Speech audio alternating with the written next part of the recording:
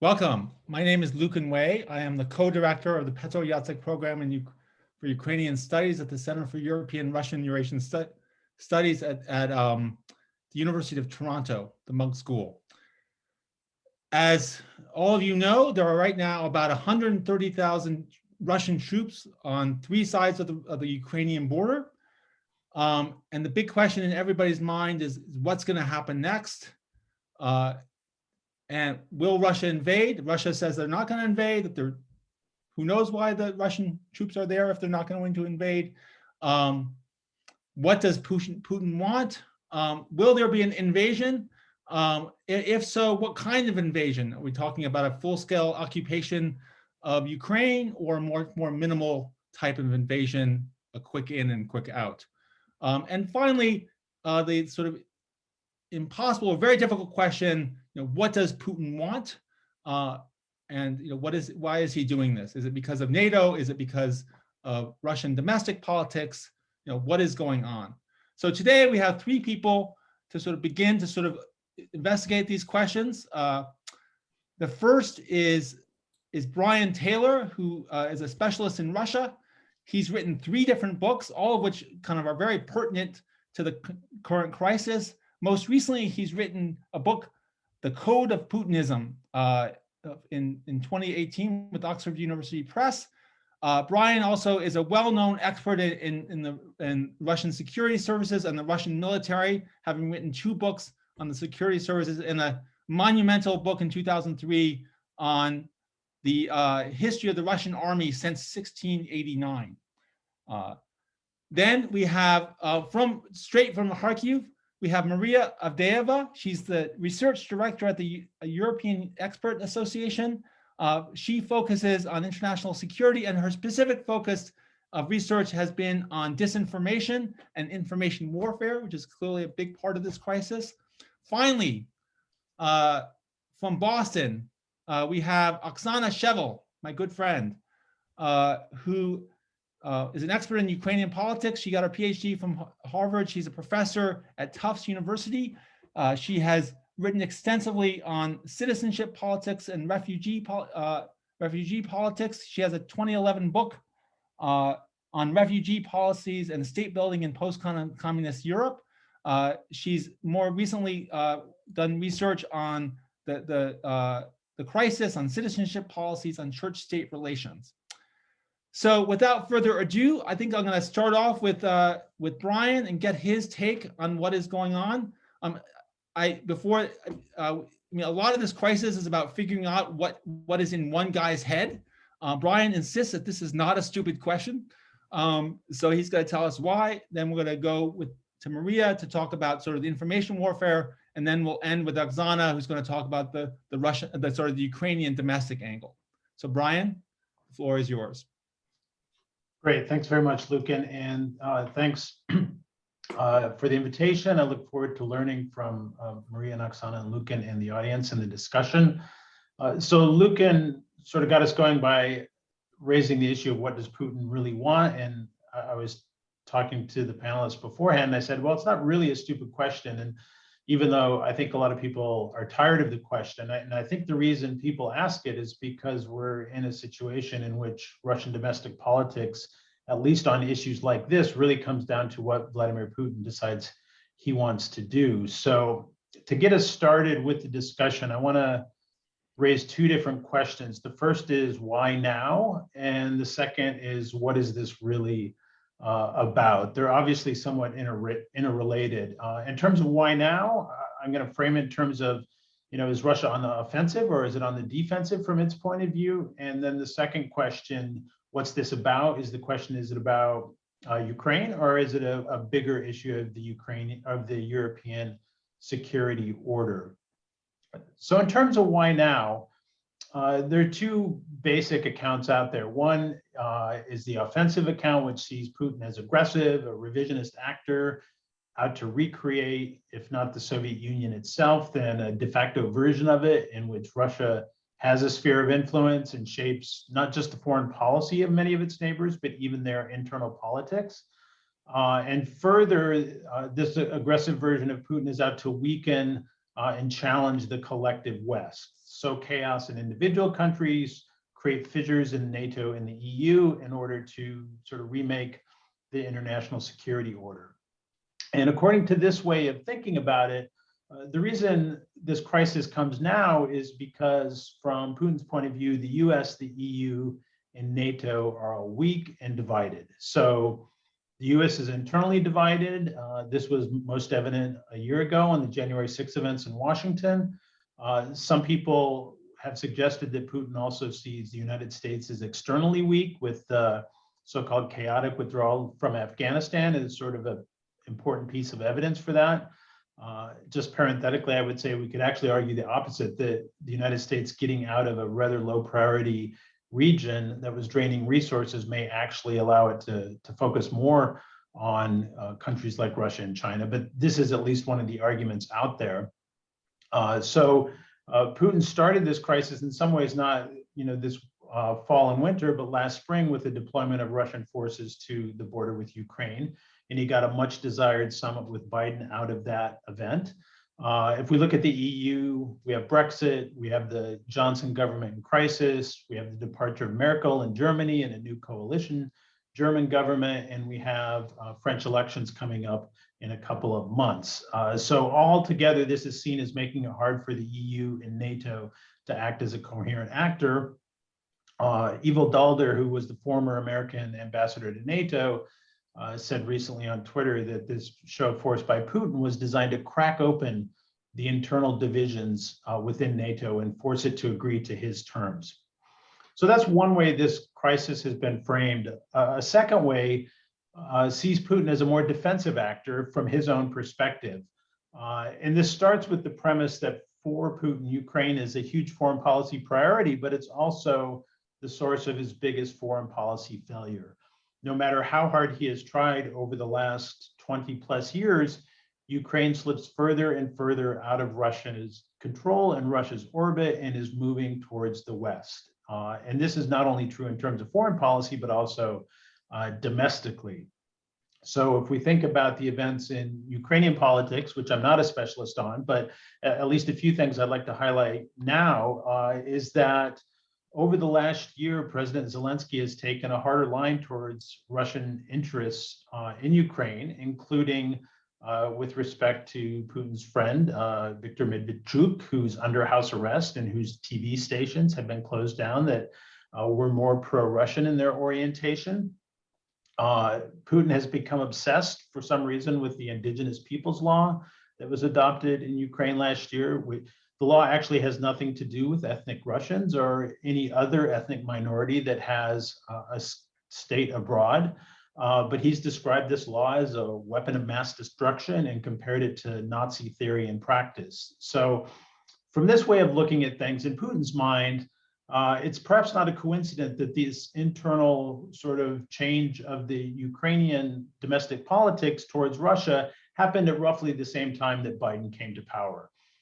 Last summer, Dmitry Medvedev, the former president, said Ukraine is simply an American vassal.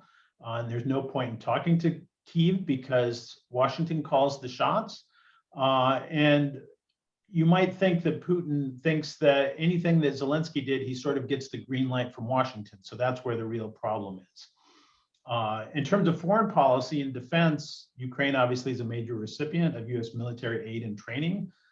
It bought drones from Turkey, another NATO country. The UK sent a warship through waters that Russia considers its territorial waters off Crimea last summer. So regardless of whether or not Ukraine has any hope of joining NATO soon, from Russia's point of view or from Putin's point of view, NATO is already in Ukraine. And some people have described this as, from Putin's point of view, a Western aircraft carrier parked on Russia's border. So which of these views is right, the offensive or the defensive sort of account of what Putin is doing and why now? They're clearly not mutually exclusive, but I think from his point of view, he sees this as more a defensive thing where Ukraine is seeking to align with the West, and he simply doesn't believe and can't accept that this is a natural choice for Ukraine because he sees the Ukrainian people and the Russian people as one people. in the Ukrainian state as an artificial creation. So if it's getting closer to the West, then somebody, and read here the US, has to be dragging it that direction. We saw a similar reaction by Putin to the events of 2004, the Orange Revolution in 2014 in terms of Euromaidan. Just one more point on this issue. He's probably getting a lot of his information, or he is, on Ukraine from a narrow group of former Chekists, KGB officials who share his worldview and frame things in a way that appeals to his pre-existing prejudices with respect to Ukraine.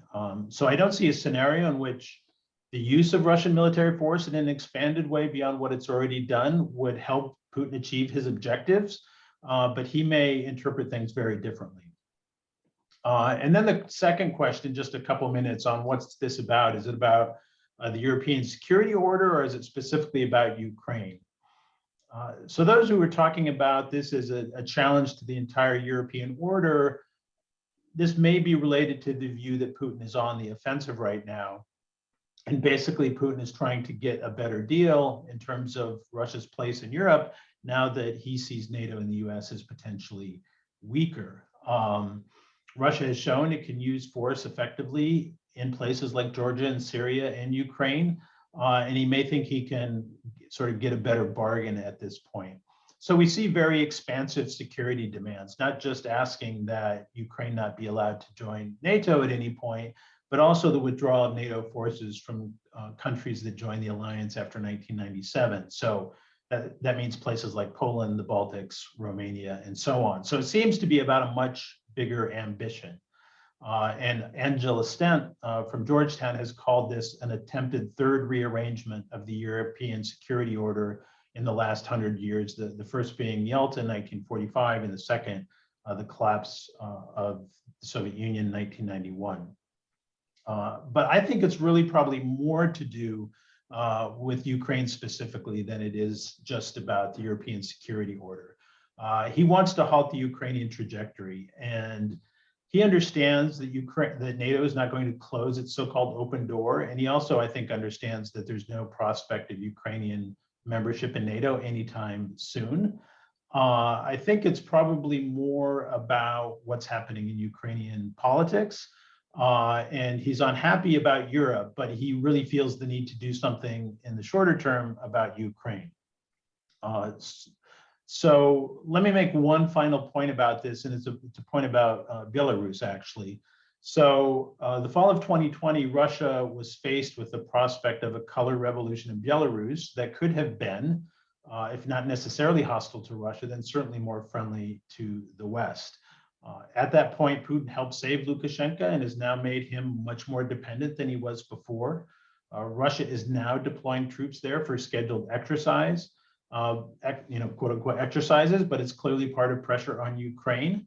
The Belarusian Ministry of Defense has said its troop will leave after the exercises, but I think we should also keep an eye on whether Russia starts to regularly rotate forces in and out of Belarus, which would be, a real coup in some sense for Putin if he was able to change Belarusian status vis-a-vis the security arrangements in Europe, as a product of this crisis. So I will stop there and turn it back to Lucan. Thank you. Thanks, Brian. Great, Maria? Thank you for having me here. Thank you, Lucan, for the invitation and the great overview that Brian did. I actually fully agree with what has been said. And what I would like to add is the disinformation campaign unfolding right now that Russia is very good at, and that we have seen for many years. And now they are even more active, or the same active as it happened in 2014. So I live in Kharkiv, and I have seen in 2014 the Russian flags and Russian nationals came to the city trying to build the Kharkiv National Republic here, the same as happened in Donetsk and Lugansk. And what happened next when they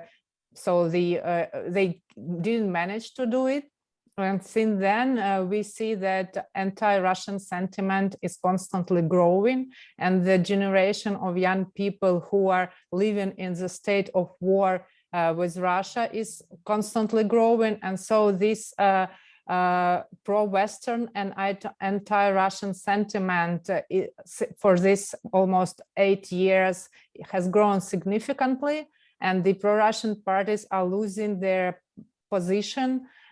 So Putin really feels that, and I think that's one of the points that makes Kremlin nervous. But I will speak more on the disinformation and disinformation-led campaign that we see now. We see that the Kremlin is preparing the information field for some sort of provocations, because for the last, so it started about mostly about 2 months ago in November. And since that time, Russian and pro-Kremlin media are pushing the narrative that Ukraine is preparing some kind of aggression against Donbass, against Russia itself, and against Belarus. And this narrative is constantly growing, and we see it how it develops through social platform very popular in Ukraine called Telegram. So we see such messages appear there, and then from Telegram it turns to the mainstream Russian media, and after that the Russian officials or Russian politicians start talking about that. So where for these 2 months, where this has bring us, where we are now. Now Russia is almost openly saying that Ukraine, with the support of the Western countries, has concentrated many military means and weapons on the border with Donbass and ready to attack. So that's the main disinformation narrative. Ukraine preparing attack on Donbass. And that's why Russian politicians are starting talking about whether to give the so-called DNR and LNR, the terrorist republics, whether to admit their statehood. So it's been the question of discussion in Russian politics. But on the other hand, we understand that's another point of pressure on Ukraine. If the Ukrainian territory not now controlled by pro-Russian forces will be admitted and will be seen as a sovereign states by Russia. So this is on the one hand. The second narrative is that Western countries that are supplying weapons and help to defend Ukraine are helping Ukraine in plotting this kind of attacks on the so-called republics. And every day there is different messages, different disinformation messages popping up about how someone has witnessed, for example, British special forces or Canadian special forces or American special forces near the Donbass, and they were preparing some kind of attack on the civilians living their peaceful life in Donbass. Having that, we also see, as Brian has mentioned, Russian troops being deployed to Belarus. And Alexander Lukashenko, who is in the complete dependence from Kremlin since since the elections, the so-called elections in 2020, which he actually lost, but then after Putin gave him hand, now Lukashenko is in complete dependence on the Kremlin. And by this, Russia uses him as his as their proxy. And Lukashenko on his speech, on his last speech, when he was referring to the people of Belarus, he said that we, referring to we as Belarus and Russia as a union state, we want to bring back Ukraine to our Slavic unity, and meaning that that whatever means it will take the union state for that.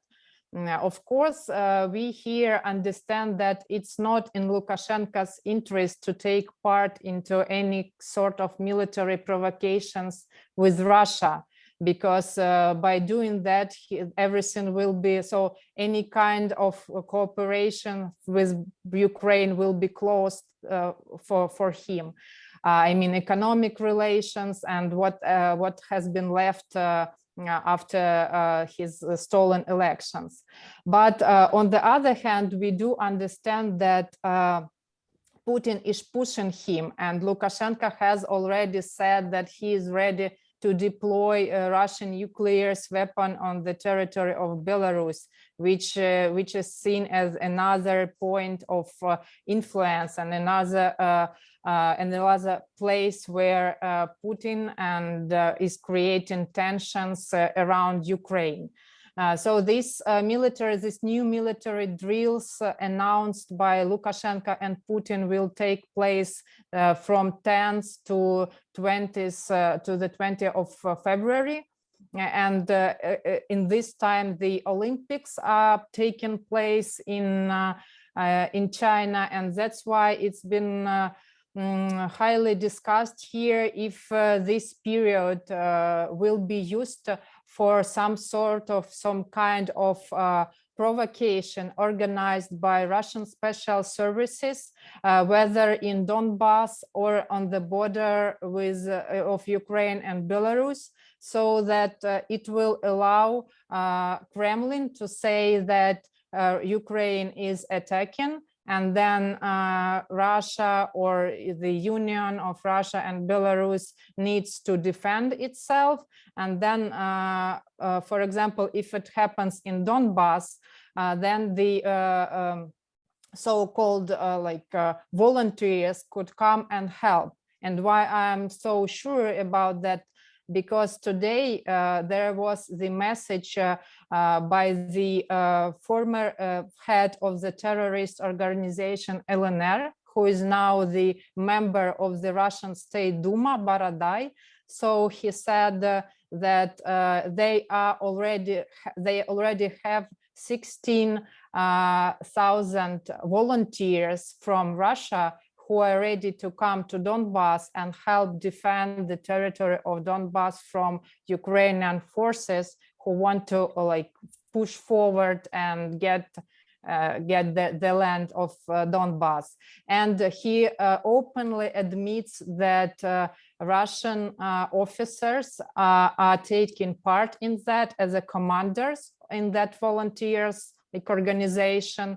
And that really creates a very disturbing and very dangerous line, and which we can see can be realized as one of the possible scenarios in the very near future. And I would also like to say a couple of words about the recent cyber attacks, which you all have probably heard about. So they happened a couple of weeks ago. How it looked like, the hackers defamed most of the Ukrainian governmental sites, internet sites of most of the Ukrainian governmental ministries. So, and there was the message there leading Ukrainians to think that the Poland actually organized that. So it was very quickly debunked as a disinformation and a misleading thing, but mostly sure the hackers had in mind for us, for Ukraine, to think that this attack has been made by the Polish side. For now, the authorities are still attributing this attack, but mostly 100% sure everyone knows that it was organized by Russian hackers, because we have seen such kinds of attacks on Ukrainian networks before, and it was completely agreed that these attacks were done by the Russian hackers. And when I say Russian hackers, we all should understand that the groups of Russian hackers are very much and very tightly connected with the Russian special services, and they allow them or ask them to do the work they need to be done, be it in the United States, in Europe, or in Ukraine. So with this attack, one was defacing the Ukrainian governmental sites, and the other that was more severe was trying to hit the critical infrastructure behind that sites. And the Ukrainian authorities and cybersecurity experts say that they are still working on finding everything and finding the pieces of malware probably put into the networks of the governmental sites. But by doing that, the people who created that attack and who orchestrated it, they wanted to show chaos in the society, to threaten the society, and to show that any moment they can hit the critical infrastructure in Ukraine, together with military threat and together with economic threats and with all other threats that Russia now uses against Ukraine. So by saying that, I would probably stop, and then when we move to the discussion, probably I will focus on something more specifically. Great, thank you, Maria. Indeed, there's been a really interesting change in Lukashenko and Belarus's behavior. I mean, Lukashenko, almost, many years ago, refused to recognize Abkhazia and Ossetia. I mean, he was, very much kind of acting independently of Putin's foreign policy. So this is a real shift. Great. So Oksana, you have the floor. Thank you, Lucan. Thank you for inviting me to be part of the panel. Can you hear me? Yep. Yes, okay, great. So I'll talk about the current crisis through the lens of Ukrainian domestic political developments and certain misperceptions about them, I would say, that exist in Russia, but also on the part of some Western analysts. And I think attention to these domestic political developments and domestic political process more broadly can help us understand both the origins of the current crisis and its more or less likely resolutions, including the probabilities of Russian military invasion. So I'll kind of try to unpack this a little bit. So let me start with a very brief background. Those of us who study Ukraine, or even if you read about Ukraine in the news, I think it is fair to say that since 1991, Ukraine was often has been presented as sort of a divided country, right? And these divisions are quite complex. They're much more nuanced, and sort of there are many layers to it than just sort of simple pro-Russian East and South and pro-Ukrainian quote unquote West. But without going into the sort of the nuance of these divisions, the broad, I think, pattern was important, and this is something Lucan actually also wrote about in his work, that whoever was in power in Kyiv, be it sort of pro-Russian president or more pro-Ukrainian and pro-Western president, there was always a natural support for the opposition. In other words, pro-Russian electorate, for example, in the south and east of the country, or more Russia-friendly electorate, always was there, to support and ultimately vote for a more Russia-friendly president.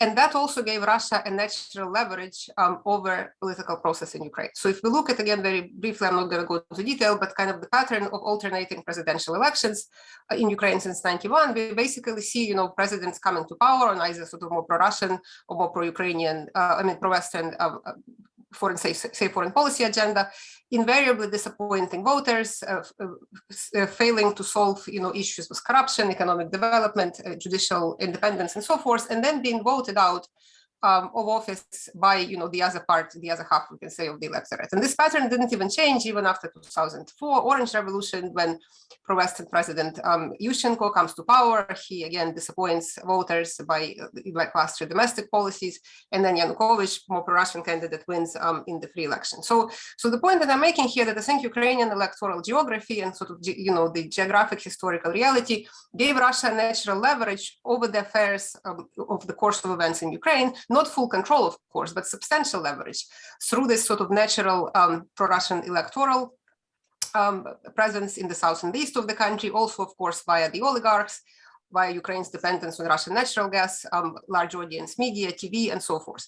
So if we fast forward then to 2013, 2014, and the ouster of Yanukovych by the Euromaidan protests, and this is, of course, when kind of the origins of the current crisis would be dated back to, with Russia moving to annex Crimea and support separatism in Donbass. What actually changed, or would have changed after 2014? I would actually argue that not much would have changed, in fact.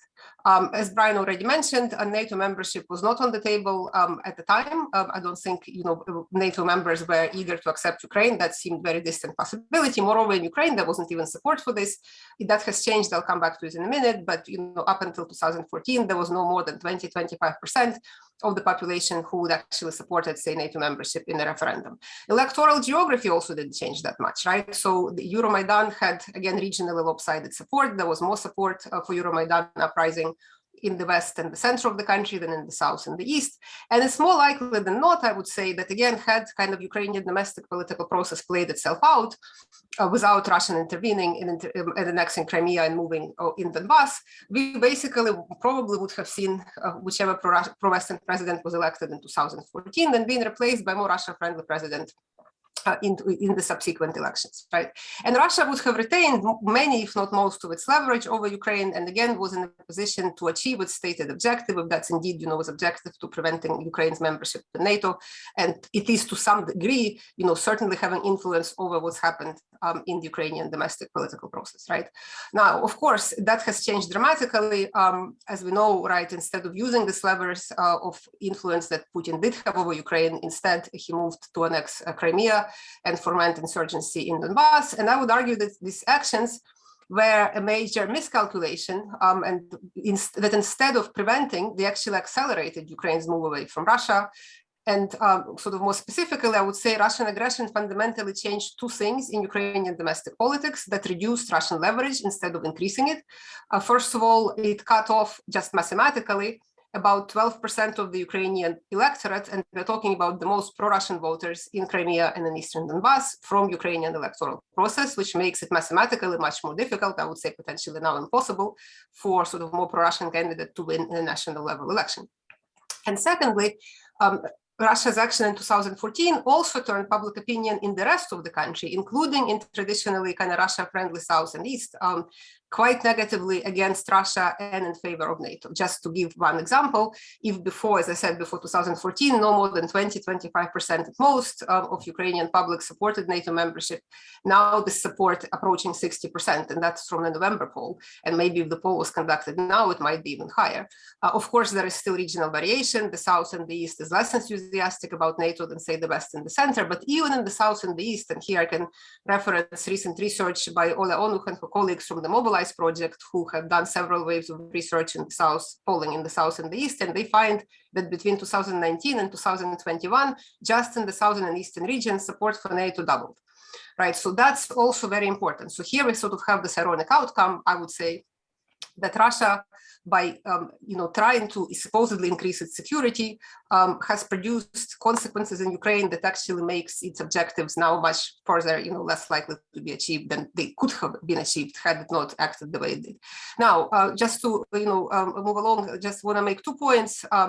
That why, right? So yes, so Russia, I would say, made this mistake, and the origins, I think, of this mistake goes to something. I'll be echoing something Brian already said, kind of seeing Ukraine as deprived of agency, and basically looking at developments in Ukraine through this kind of great power geopolitical struggle.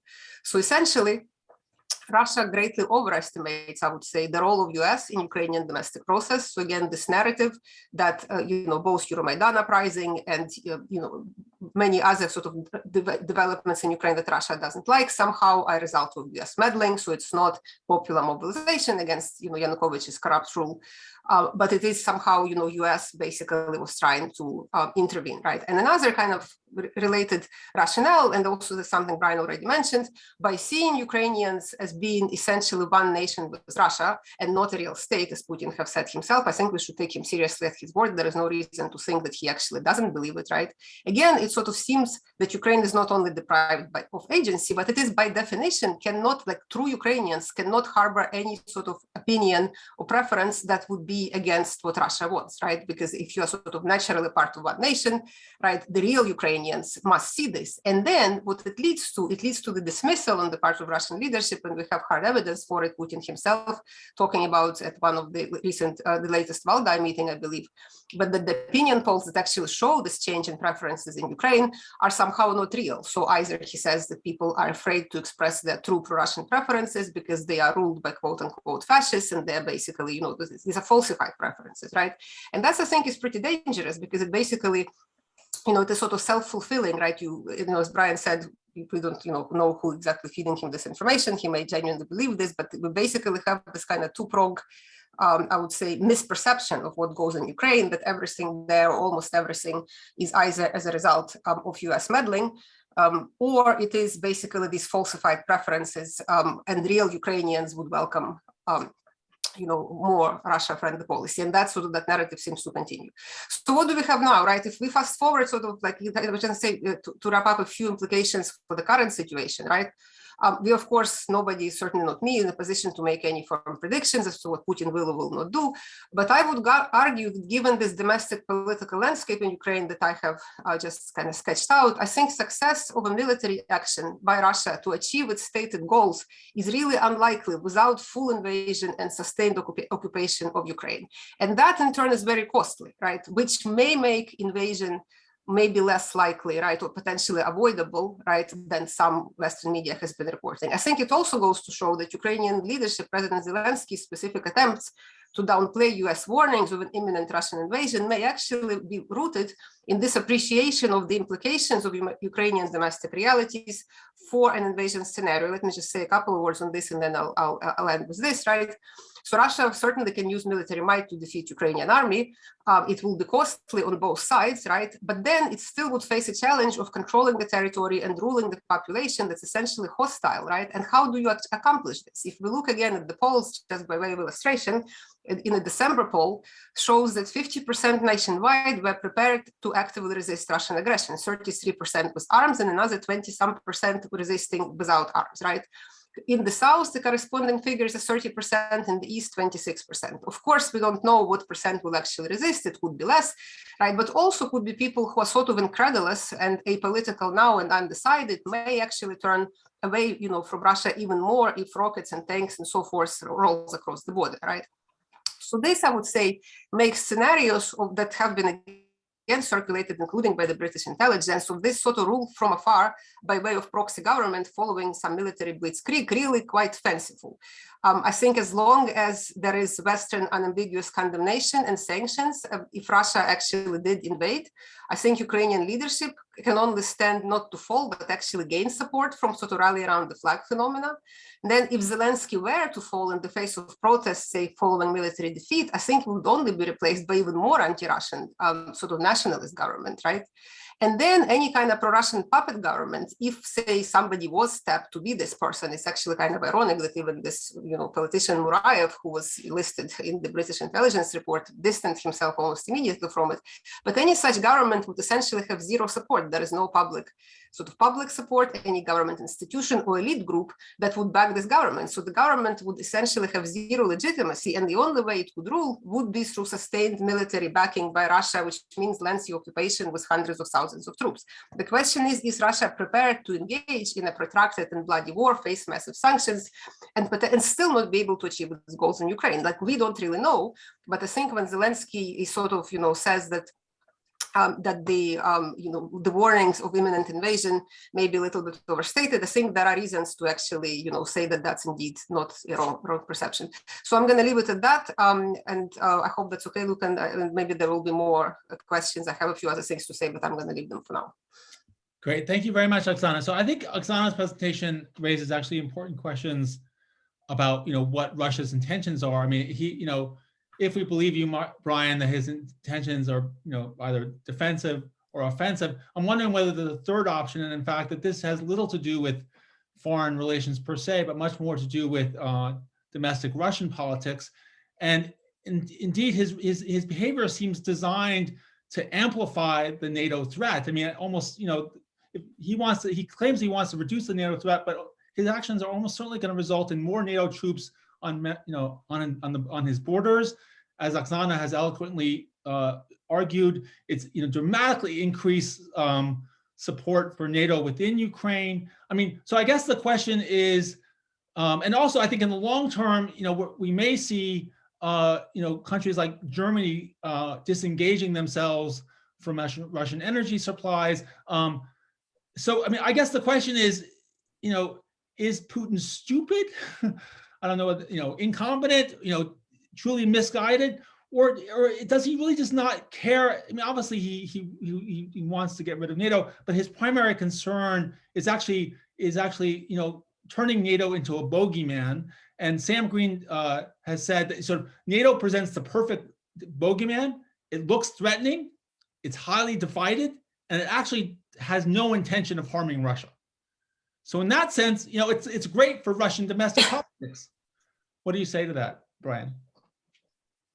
Yeah, thanks. That's a great question. I personally am not persuaded by the argument that this is really a move about Russian internal politics. I think that the Russian state has shown over the last year that it's perfectly capable of controlling its domestic political situation through a combination of very strong use of sticks and the control over state media. So the Duma elections they had last September, turned out fine for them. Navalny's in jail. His organization is in tatters, and everyone has had to flee the country. They've been, branded terrorists and extremists and foreign agents and all the rest. And there's nothing imminent on the Russian political calendar that would force the government into some kind of artificial rally around the flag kind of operation. Now, I suppose you could say, the poor state response to COVID with over 1 million excess deaths now since the start of the pandemic, and the poor state of the economy and high rates of inflation. But none of that adds up to a scenario that is going to lead to large numbers of Russians protesting in the streets or anything like that. So I'm skeptical of this rally story. And to answer the second part of the question, just briefly, is he stupid or what? I really want to emphasize the point that I kind of alluded to earlier, and Oksana drove home even further. This all goes back to his original mistake in 2014 with the annexation of Crimea, right? I mean, there's this old expression, when you're in a hole, stop digging. Or I guess the Russian expression is, about stepping on the same rake over and over again. They made a big mistake. I think if the long-term goal for Putin was to have Ukraine within a Russian sphere of influence, they made a big mistake in that respect in 2014, and there's no way to reverse it at this point. I suppose we could say he should say sorry. He could say sorry and give everything back, but obviously that's not going to happen. So over time, the Russian influence is going to continue to decline in Ukraine. So that's why I think we're in this situation where he's contemplating actions, and we don't know the range, but right, the theories have gone everything from full-scale invasion designed to occupy much of the east of the country, including Kiev, to cyber operations and maybe annexing the LNR and DNR and everything in between. None of those things are going to improve his position in Ukraine, whether it's the smallest possible operation or the biggest possible operation. So in that sense, looking at it rationally, I think he's stuck. But we don't know what information he's operating under. And I think he feels a certain sense of urgency to try and fix this quote unquote unfinished business. That's what Andrew Weiss and Eugene Rumor called it in a piece a couple of months ago. And so that's why I think we're where we are now. But I agree with you that I can't see this working out well. It's interesting. I remember Mikhail Kostyanov visited the University of Toronto, and I asked him, this is around the Orange Revolution, and all these sorts of conspiracy theories that the Orange Revolution was, sponsored by the CIA and the like, and you sort of wonder, like, does Putin actually believe it? And I asked him, and he said, absolutely. I mean, he completely believes what he says, that these movements are completely foreign controlled. So that kind of speaks to your point that it's really about misperception.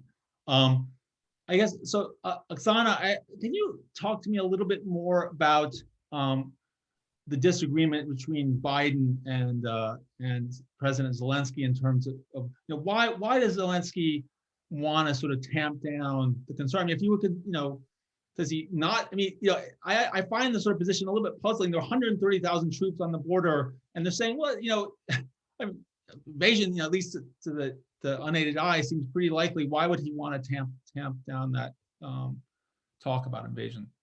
Yeah, well, I think there are various reasons. I mean, for one, you don't want to sow panic, right? Like, I mean, if you say like, okay, like there is imminent invasion, right? The market collapses, right? Like, you can imagine all sorts of, like, in a way, sort of Russia achieves at least partly its, objective by not doing anything, right? Now, that said, it's not to say that you shouldn't be preparing, right? I mean, from what I'm hearing from Ukraine, there are some, leaflets being distributed to the population that seems pretty, not very widespread, right? But I think, like, what's sort of broader point that I would say, I think if you look at the situation, like, as you said, right, there are 130,000 troops on the border. Putin is threatening the military technical response, whatever that means, right? Like, they made these demands that the West rejected. And on the face of it, it looks like, of course, like, if you've done this, like, what else are you going to do? Like, you sort of back yourself in the corner, as Brian says, like, you have to act, right? But then if you sort of step back and look at this broader context in which this action would unfold, which is this Ukrainian domestic context that as it stands now, right, this becomes a very, very costly move, right? It's not to say that Putin definitely will not move. I don't think any of us, probably Zelensky himself is not prepared to give anything like this guarantee.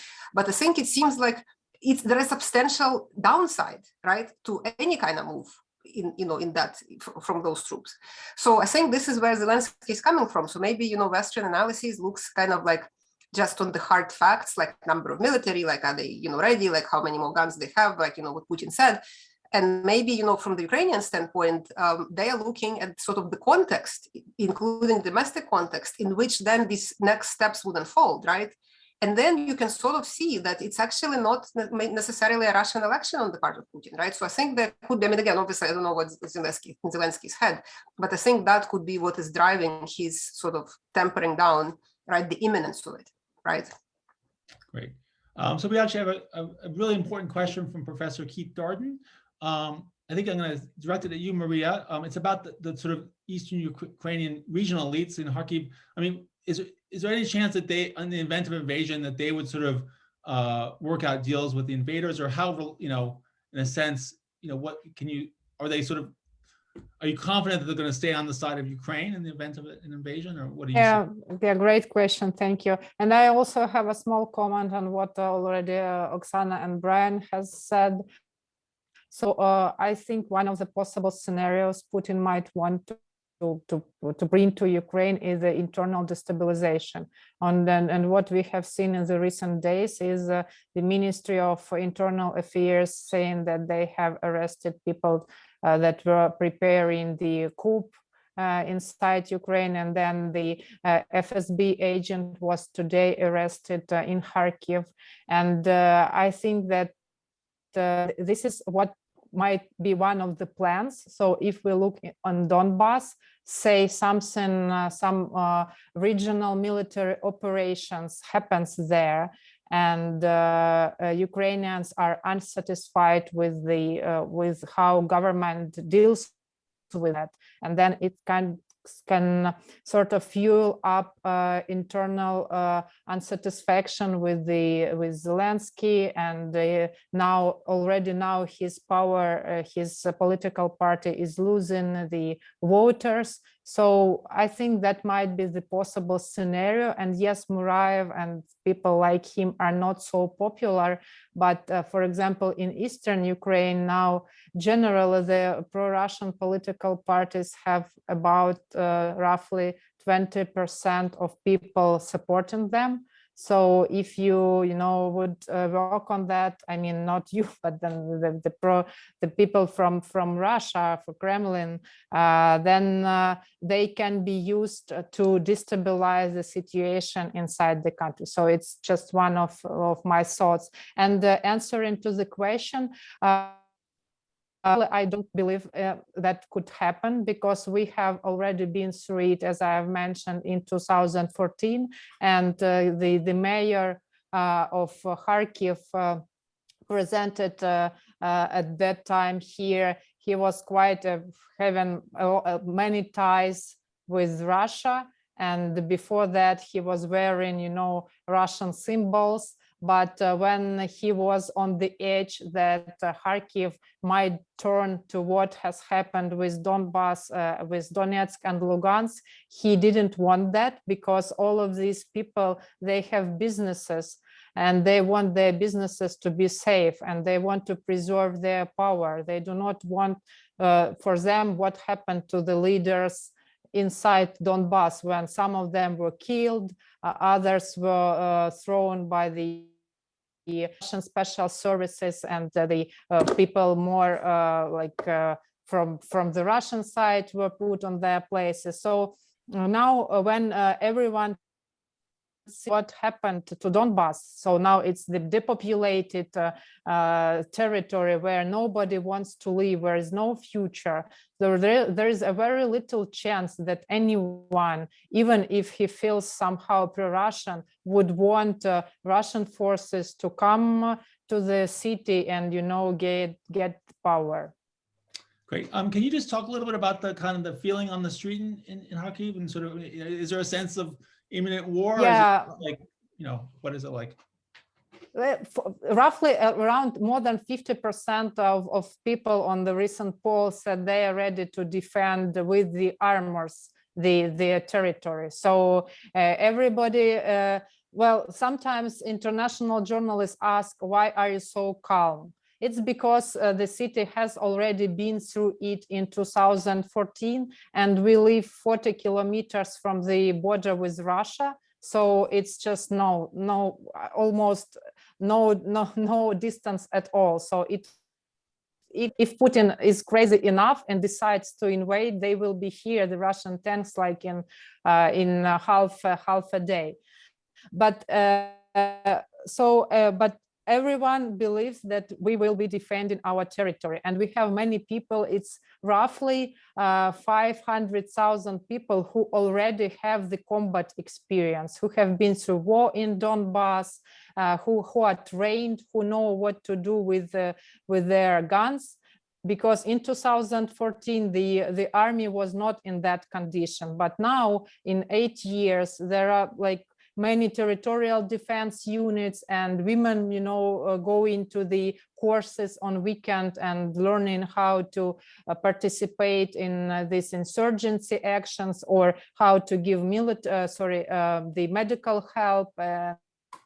So people are not worried, but they are prepared, because if you cannot change anything, you just have to prepare yourself for the worst scenario.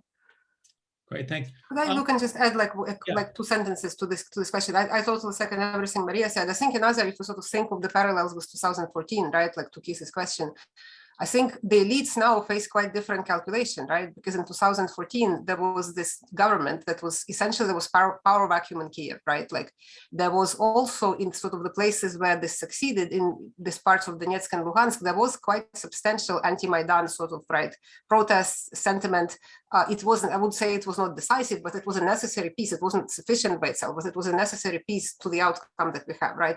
And I think now we have quite different, right? Like the legitimacy of the central government is not in question, right? So the local elites, like if they're wavering, right, like why would they be wavering this way? As Maria said, right, the alternative of becoming the second LNR and DNR is not particularly bright, right? And of course, I would just the last thing that I mentioned here, I think also if we think about the state vacuum in 2014, when say pro-Ukrainian protesters, if who did exist, they would be afraid to come out in Donetsk because they would get basically beaten up as police stood by, right? Like that would be a different situation now. So if in Kharkiv or elsewhere in Mariupol, there were, alternative demonstrations, I think the pro-Ukrainian ones not only would be larger, but they wouldn't fear that police would stand by and let them be beaten up by the pro-Russian thugs, which I think was different in 2014, again, because of the state vacuum back then. Great. The question for you, Brian, I understand your point is very well taken that there isn't any sort of imminent important election in Russia. And, furthermore, obviously the Russian opposition is completely pulverized. On the other hand, Putin, does seem to care a lot about public opinion polls. To the extent that when opinion, when support goes down to the 60%, which would be the dream of most other, candidates in a democracy, they seem to worry. I guess the question is what do you think, Putin's tolerance for casualties are? You seem to paint a picture that they don't care about public opinion, or I'm putting words in your mouth. Would that sort of dissuade them because for fear of that this war might become unpopular? I guess I would not say that they don't care about public opinion. What I would say is they have no reason to be alarmed at it at this moment. So if we look at scenarios in which Russia decides to use force in some capacity in Ukraine, I think, what the poll shows so far is that most people are kind of primed to blame it on NATO and Ukraine and not to blame it on Russia. It's like 60% say, they blame it on NATO and Ukraine, and 4% say they would blame it on Russia. But that's a different question than how people would respond if they woke up one day and their country was at war and, reserves were being mobilized and there was major coverage on the news about war, and people were hearing about, friends and neighbors coming home in coffins and that kind of thing. That's a very different scenario than we're in right now. So I don't think it's going to be easy to predict how Russian public opinion would react. And a lot depends on the scenario. If it's a minimal kind of operation or if it's a larger operation, this is under the assumption that there is some kind of operation, obviously. My gut feeling, and I think some of the stuff that's written by Russian sociologists about this backs this up, is Russians are not interested in a war right now. So although they're primed to, think it's the West's fault, it's NATO's fault, it's America's fault or whatever, that's very different from saying that they are imagining a scenario in which they're at war with Ukraine. It just sounds kind of crazy to, I think, average Russians on the street that they would be in a major war with Ukraine. So I would hope that the Russian government is a bit concerned about that and doing some polling of their own and focus groups of their own to see what the mood is out there, because I don't think there's a bellicose mood on the streets in Russia these days. Okay, great. So we actually only have, I think, time for one last question. I think from, actually two questions I'm going to ask. Maria, who is the target of the misinformation? Who is, who do the Russians expect to believe this kind of stuff? It's three targets. So internal Russian audience, for them, the idea that Ukraine with the West are aggressors is being fed. Then for Ukrainians, they try to influence and sow chaos and panic on Ukrainian society. That's why those images of tanks coming to the border, tanks coming to Belarus, all kind of threatening stuff is being circulated all the time. And then for the Western audience, the other thing is being fed out through pro-Russian channels is that the West should not help and Ukraine doesn't want that help. And Nebenza, the Russian ambassador to UN today, the UN Security Council said that it's only Ukrainian and Russian business, we don't have any problems, and that's West who is interfering. And by that, he feds up and Russia feds up those in Western countries who think that it's probably the conflict. So they try to push that narrative that it's not the conflict where the West should be participating. So I guess they're working on all three directions. Great. And finally, one last question. So Professor Matt Light, talks about is there any appetite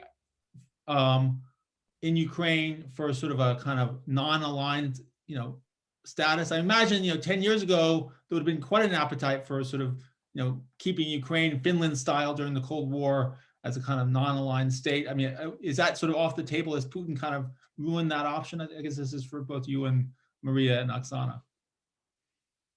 Yeah, I would say, I mean, I just two quick things on this. I think, first of all, it is certainly much less, popular now than it has been, exactly because, of the Putin's actions. I would also further add, I think in Ukraine, most don't believe that it's just about NATO membership when Putin comes to Ukraine, right?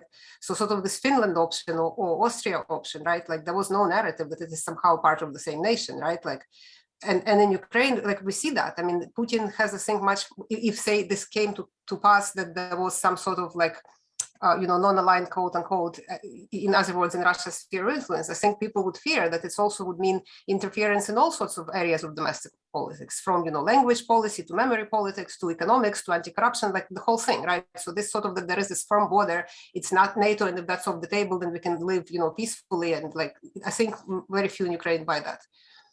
Maria? Oh. Hello, Maria? Yeah. I also wanted to add that Putin is really obsessed with this idea of restoring USSR, and that is what he's constantly talking about. And for the last 2 months, it was very visible, because they made a special documentary where Putin for 2 hours is telling stories about CIA agents coming to Moscow and how he himself felt humiliated by that, and how the Russia was humiliated by the West, and now he wants everything back. So I guess that is really his obsession. He wants this change.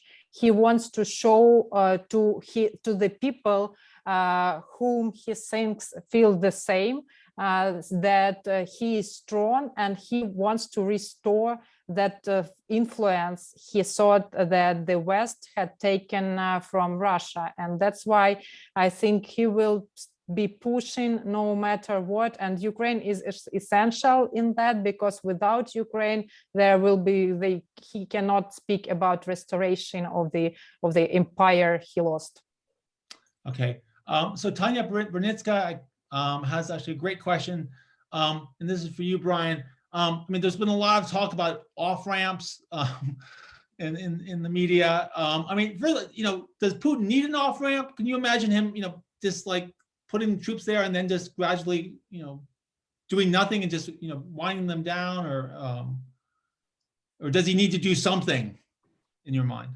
Yeah, I honestly think he can build his own off-ramps if he needs one, right? I mean, I think in terms of domestic audience, there is an easy way to spin this, that NATO is now considering seriously proposals it wouldn't consider before, and there's room for discussions about issue X and issue Y and issue Z, whether it's about missile deployments or exercises, and then they can just say, we force NATO to accept our reasonable offers, and we're having discussions about this. And I'm not worried about any sort of domestic audience concerns, and globally, I don't think, people in the West or elsewhere would look at this and say, oh, Putin was forced to climb down. I think it would more be a feeling of relief, and also a feeling like this isn't over yet. So in that sense, I think there is a way for this not to escalate currently, if that's what he chooses to do.